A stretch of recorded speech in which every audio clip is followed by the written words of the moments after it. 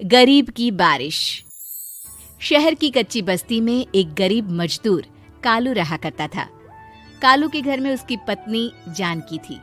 जानकी लोगों के घरों में झाड़ू पोछा करके कुछ पैसे कमा लेती थी और वहीं कालू किसी तरह मेहनत मजदूरी करके 2 वक्त की रोटी का जुगाड़ कर लेता था। कुछ दिनों से हो रही बारिश के कारण कालू की मजदूरी बंद हो गई थी। अरे जानकी, इस बार तो बरसात ने हद ही कर दी, रुकने का नाम ही नहीं ले रही। कुछ समझ में नहीं आ रहा, अगर इसी तरह काम पर नहीं गया तो 2 वक्त की रोटी का जुगाड़ कैसे होगा। अरे तुम चिंता क्यों करते हो, बारिश का क्या है, 1 आध दिन में रुक जाएगी और उसके बाद में फिर से काम शुरू हो जाएगा। अरे 3 दिन तो हो गए, बरसात तो रुक ही नहीं रही है और आगे भी रुकने के कोई आसार नहीं दिख रहे। तो क्या हुआ, तुम्हारा काम बंद हुआ है ना। मैं तो अभी भी लोगों के घर झाड़ू पोछा करने जाती ही हूँ। मेरे पगार से कुछ दिन तो निकल ही जाएंगे। अरे घर का खर्चा तो हम किसी तरह चला लेंगे जानकी, लेकिन ये जो छत टपक रही है इसका क्या करेंगे। ये बात तो आपकी सही है। हमारी झोपड़ी अब काफी पुरानी हो चुकी है और इसके छप्पर में भी कई सारे छेद हो गए हैं। रात भर पानी टपकता रहता है। अरे मैं भी इसी बात से बहुत परेशान रहता हूँ। कहीं किसी दिन ज्यादा बारिश आ गई तो हमारी झोपड़ी टूटकर बिखर ना जाए। राम राम राम, ऐसी अशुभ बातें क्यों करते हो। अरे ऐसा कुछ नहीं होने वाला। ये झोपड़ी ही तो हमारा सब कुछ है। अगर यही नहीं रही तो हम जाएंगे कहाँ। ठीक है जानकी, जब तुम्हारी पगार मिल जाएगी तो कुछ पैसे बचाकर झोपड़ी के छप्पर की मरम्मत करवा लेंगे। शायद हमारी परेशानी कुछ कम हो जाए। ठीक है जी, अब ना ज्यादा परेशान मत हो। ये लो, खाना खा लो और सो जाओ। सुबह मुझे भी जल्दी काम पर जाना है। जानकी और कालू अपनी झोपड़ी में सो गए। रात को अचानक से बहुत तेज बारिश शुरू हो गई। धीरे धीरे बारिश का पानी कालू की बस्ती में भरने लगा। पानी भरते भरते झोपड़ी के बाहर तक पहुंच गया था।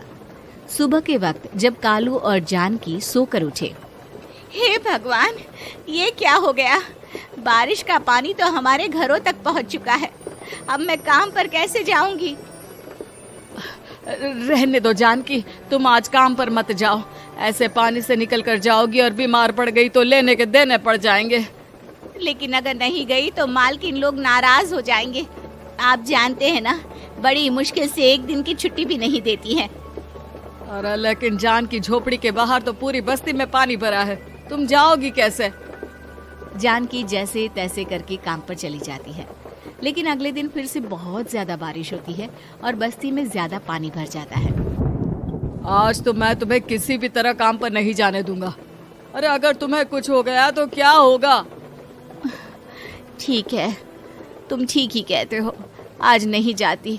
अगर मालकिन नाराज हो गई तो मना लूंगी किसी तरह। अरे मनाने वाली क्या बात है, जब तुम बताओगी कि हमारी झोपड़ी में पानी भर गया है तो वो खुद ही समझ जाएंगे ना। अगले 2 दिन तक तेज बारिश होने की वजह से जानकी, कालू और आसपास की बस्ती में रहने वाले सभी लोगों के घरों में पानी भर जाता है, जिसकी वजह से जानकी काम पर नहीं जा पाती। और 3 दिन के बाद जैसे ही जानकी काम पर पहुंचती है, कहाँ थी तुम? पिछले 3 दिनों से काम पर क्यों नहीं आई?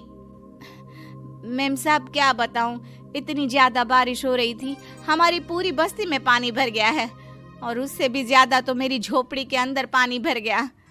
आप ही बताइए कैसे आती मैं। इसका मतलब ये हुआ कि बारिश होगी तो तुम काम पर नहीं आओगी। ना ना, मेरे कहने का ये मतलब नहीं था मेम साहब। तुम जानती भी हो 3 दिन से कितनी परेशानी हो रही है मुझे। सारा काम मुझे खुद करना पड़ा।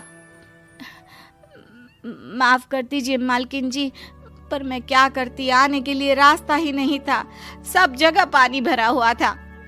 बहाने तो तुझे बहुत बनाने आते हैं।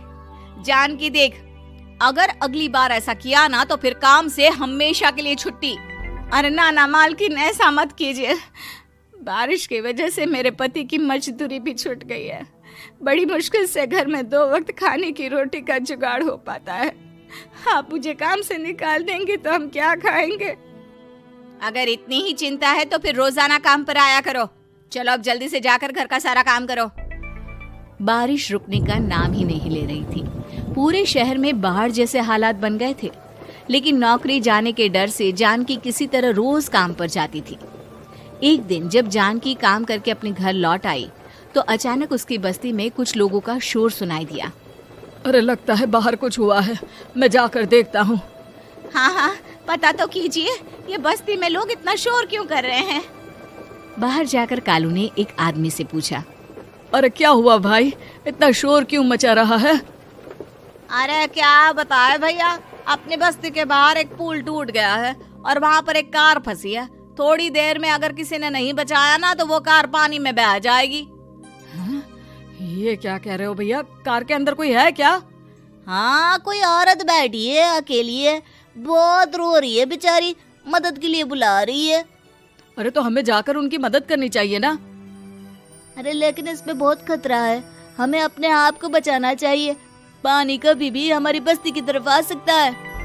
अरे तुम्हें नहीं चलना तो मत चलो, लेकिन मैं तो जाकर उस औरत की मदद जरूर करूंगा।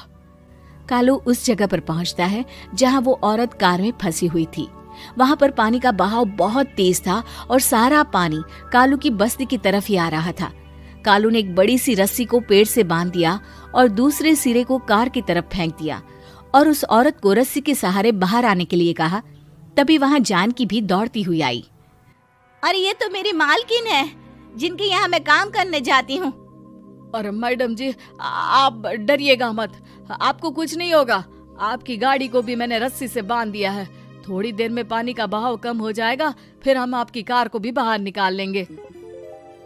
क्या तुम जानकी के पति हो? हाँ, जानकी मेरी ही पत्नी है, आपके यहाँ काम करती है ना। लेकिन मेम साहब, आप यहाँ पानी में कैसे फंस गई? अब क्या बताऊं, मैं अपनी सहेलियों के साथ पिकनिक पर गई थी, वहीं से लौट रही थी। अचानक पानी का बहाव तेज हो गया और मेरी गाड़ी फंस गई। अरे कोई बात नहीं मालकिन, अब ना आप बिल्कुल सुरक्षित हैं। मैं तो बहुत बुरी तरह डर गई थी। कब से मदद के लिए चिल्ला रही थी, लेकिन कोई मेरी मदद के लिए नहीं आया।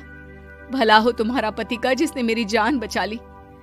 लेकिन जानकी, मैंने तुम्हारे साथ बहुत गलत व्यवहार किया। इतने खराब मौसम और बाढ़ में भी तुम्हें काम पर आने के लिए कहा, नौकरी से निकालने की धमकी भी दी, और तुमने मेरी जान बचाई। मुझे माफ कर दो। अरे कोई बात नहीं मालकिन, आपकी जान बचाना तो हमारा धर्म था। देखो जानकी, तुम्हारी झोपड़ी में जो भी नुकसान हुआ है उसके लिए मैं तुम्हें पैसे दूंगी। आज तुम्हारे पति ने मेरी जान बचाई है और आज के बाद मैं तुम्हें कभी भी नौकरी से निकालने की धमकी नहीं दूंगी। आज मैं तुम्हारी परेशानी को अच्छी तरह समझ चुकी हूँ। हम जैसे पैसे वाले लोगों के लिए अपने घर में बैठकर बारिश का मजा लेना बहुत आसान है, लेकिन तुम गरीब लोगों के लिए बाढ़ और बारिश काफी परेशानी खड़ी कर देते हैं। ये बात मुझे आज अच्छी तरह समझ आ गई है। आपका बहुत बहुत धन्यवाद मालकिन। उम्मीद है कि आपको हमारी ये कहानी पसंद आई होगी। कृपया हमारे चैनल को सब्सक्राइब करें और सभी अपडेट्स के लिए बेल आइकन जरूर क्लिक करें। और हाँ, वीडियो लाइक और शेयर करना मत भूलिएगा। Bye bye.